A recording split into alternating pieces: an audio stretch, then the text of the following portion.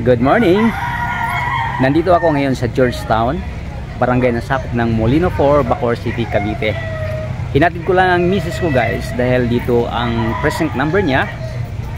Inagahan na namin dahil mamaya mainit na at may mga gawain din kami na naiwanan sa bahay na kailangan nating balikan.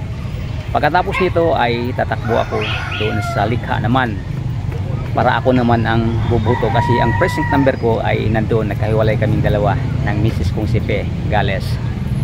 Ito guys, paalala lang, ito ang pinaka-importanting araw, ang ating pagbigay ng kapangyarihan sa lahat ng mga kandidato.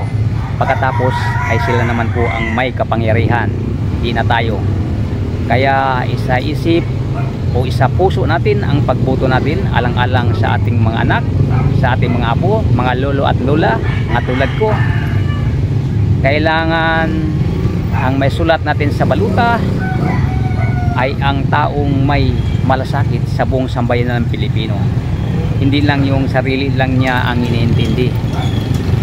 Okay guys, kaya bago natin isulat sa baluta ay magmumuni-muni muna tayo sa huling pagkakataon. Dahil ang pagkakamali po natin sa ating binipili ay walang ibang sisihin kundi ang sarili lang din po natin dahil tayo lang po naman ang sumusulat sa kanilang mga pangalan sa baluta. Kaya good luck na lang po sa lahat. Sana gabayan po tayo ng pong may kapal sa ating gagawin sa umagang ito. Salamat sa inyong pagsama sa akin dito sa kinalalagyan ko kung saan ako nagmumuni-muni, nag-antay ng aking misis na makalabas para tatakbo na kami papuntang likha. Hanggang dito lang muna guys, maraming salamat, mag-ingat po ang lahat, God bless us all. Lagi kong sinasabi, ang kalusugan ay ingatan dahil yan ay higit sa lahat ng kayamanan na mayroon tayo diyan. Mahalin ba natin ang yaman kung nasa balik tayo ng karamdaman? Ang sarili po natin ang gumagawa ng pera, kaya mahalin po natin.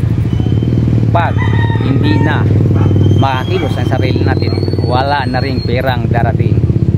100% yan guys.